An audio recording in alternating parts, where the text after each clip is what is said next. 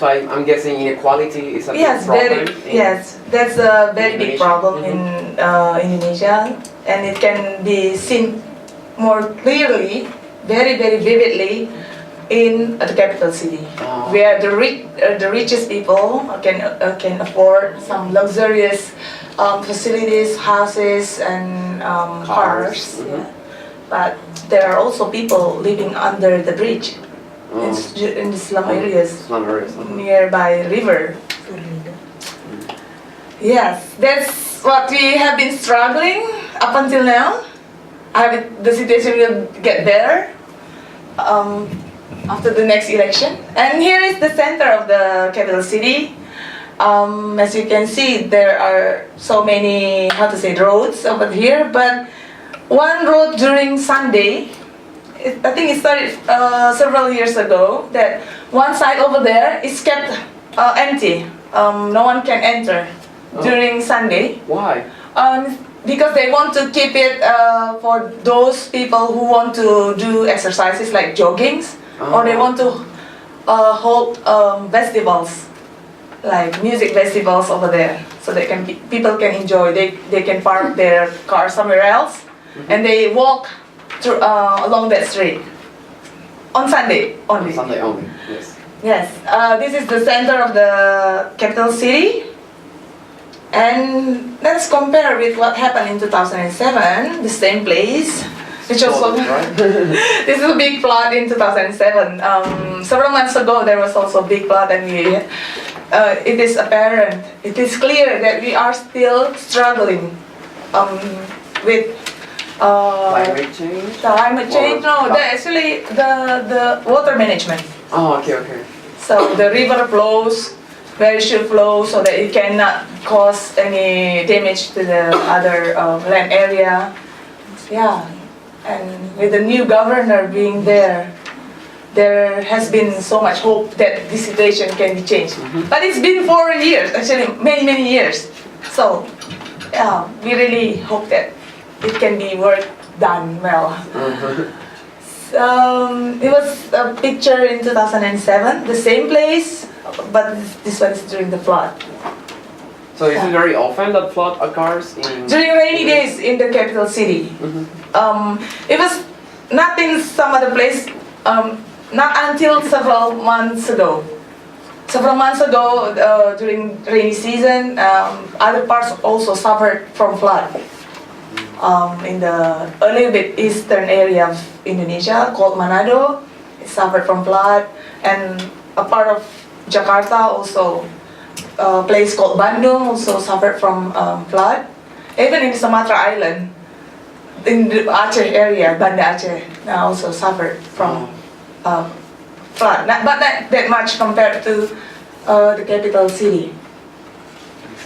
Yeah, sad to hear that. And can you imagine? I mean, if it is flood, people cannot move freely. Sometimes schools have to be suspended.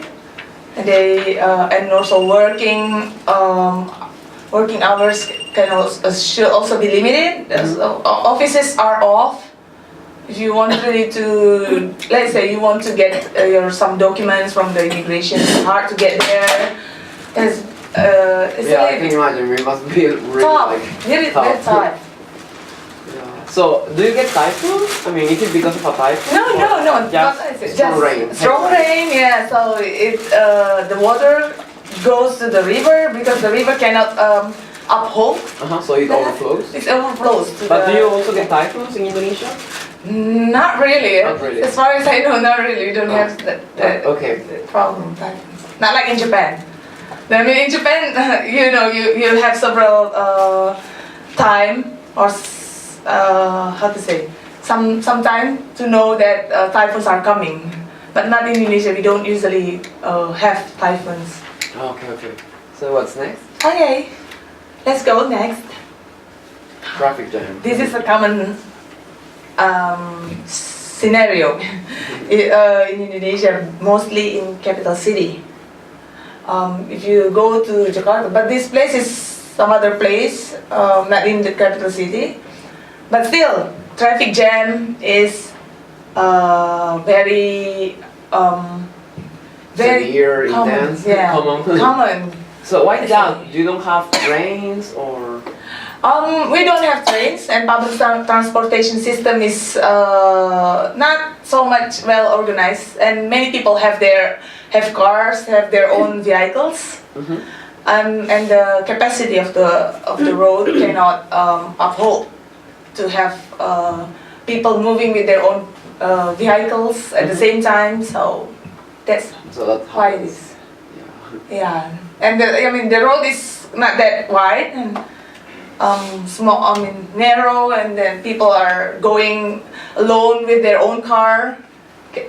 You can imagine, like, each family, if they go only one person, they have their own car and they meet in the road and then here. So is the government doing anything to solve the traffic jam problem? Yes, if it is in the capital city, in Jakarta, then it is also a problem that has to be tackled down by the So new they government. recommend people to travel together? Or? They have some policies, like there is a policy right now. It hasn't been applied yet.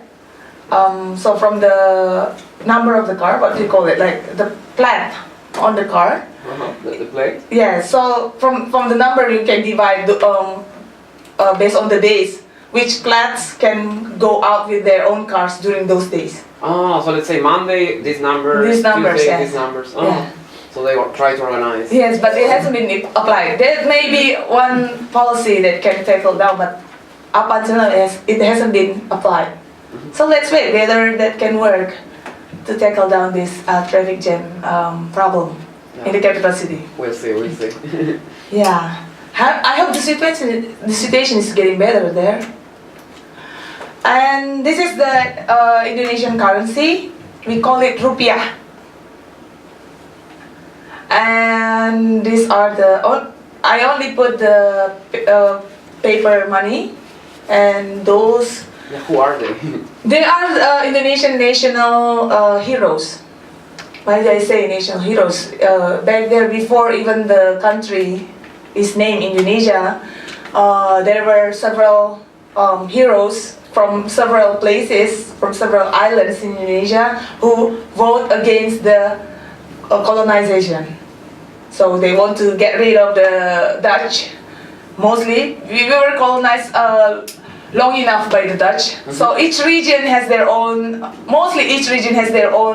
prominent heroes, national heroes. They vote against the Dutch so that they can get their freedom to rule their own land. So that's basically the idea why they vote against the colonialists. Yeah. And then now they are on the paper money. Yes, they are on the paper money. And yeah, it's a commemoration so that we can still remember our history. It was a long history, but we don't want to forget how the country named Indonesia was established. It was a long history back there. And if you see, if you try to convert the Indonesian currency or your Japanese yen into Indonesian currency using probably international website, you may find that it will be converted into IDR, which is the same with, we call it rupiah in Indonesia, but internationally you will find the rate on IDR. Like, let's say one. Indonesian rupiah. Yes, Indonesian rupiah. So that's the code. That's the international code, yeah. So you convert it 1 yen, and then you will find later on 107 IDR, as I have presented before. These are a little bit older pictures or features of the paper money in Indonesia. So what's the new one? The new one is here. More colorful, I think. But still the same character, same national hero? Some. As you can compare probably, like for the 1001, down there, it's the same. Yeah. Mostly. Yeah, it's the same. So, but others we change. Oh, okay, okay. I think so that other national heroes can have like a chance to be put on the paper money. I think. Yeah. But now there's only guys, though, right? Oh yes. Wow, where are the women?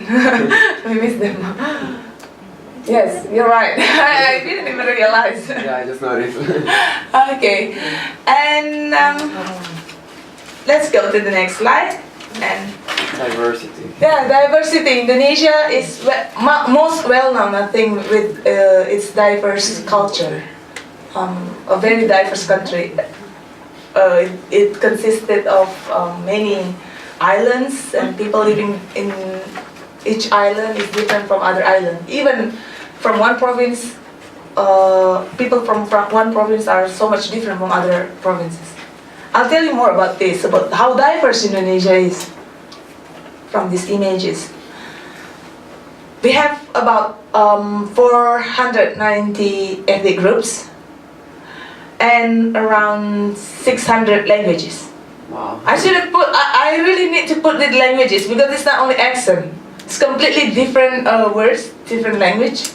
One ethnic group may probably don't understand at all what the other ethnic group say, the same expression under that language. Yes.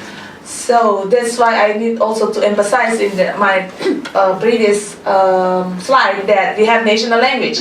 Can you imagine this diverse country should be united? Yeah. Yeah. So Under one to country. reach the unification, you establish Indonesian language Yes, as official. exactly. That's the So when main you go idea. to school, you study everything in Indonesian language Yes, only. yes, in Indonesian language. Some public schools they also learn ethnic language. Oh. If you are from certain area, the area where an ethnic group is originated, we also learn that language. And what about English? So far, from my experience, Yeah. I haven't met a single Indonesian person who doesn't speak some English. Who doesn't? Oh, really? So everyone I've met, they speak good English. Wow. Why is that? Well, during my time, I started studying English at school from my 5th grade in primary school. But now, I heard, even from the kindergarten school, people are competing. Like children, the parents want their children to get to know English as soon as possible. To be honest, the reason why I don't know. I can't understand why that is the idea, because at the same time, actually those children may come from certain ethnic group, and during my time, it was my ethnic group was the first language, and then later the Indonesian language, and then later English. But now the parents want their children to get to know about English From the very beginning. from the very beginning. Must be confusing, right? Yes, for them. But yeah. In that sense, probably they may know English better than their own language, Indonesian, or their ethnic group language. And as in other areas, like ethnic languages are disappearing, like vanishing slowly. And these are only some examples of the ethnic groups in Indonesia. Over there is Minang. Right there is Dayak, Betawi, Nias, and Java. Here is the caricature or the cartoon type of the each ethnic group traditional custom. I'll show you later the real picture, how it is so much different. You can see. It's not only the costumes, but it represents how the ethnic is different. Their point of view is different. Their somehow their character is different. So it's not only about the national their traditional custom, but it says something behind that. Yeah. And then what about the national emblem? This is the national emblem of Indonesia, called Garuda. How many of you have ever been to Indonesia with the Garuda Airlines? Yeah, you must be so much familiar. Yeah, that's our national emblem, Garuda. And this is actually, if you ask whether this is a kind of bird, but if you say that does it really exist? Do you think? Do you know the golden bird? Maybe not. Very big. So it doesn't exist? Actually, this is an imaginary bird. It has its own meaning, and for this kind of bird, this imaginary bird, it represents something about Indonesia. The verse, the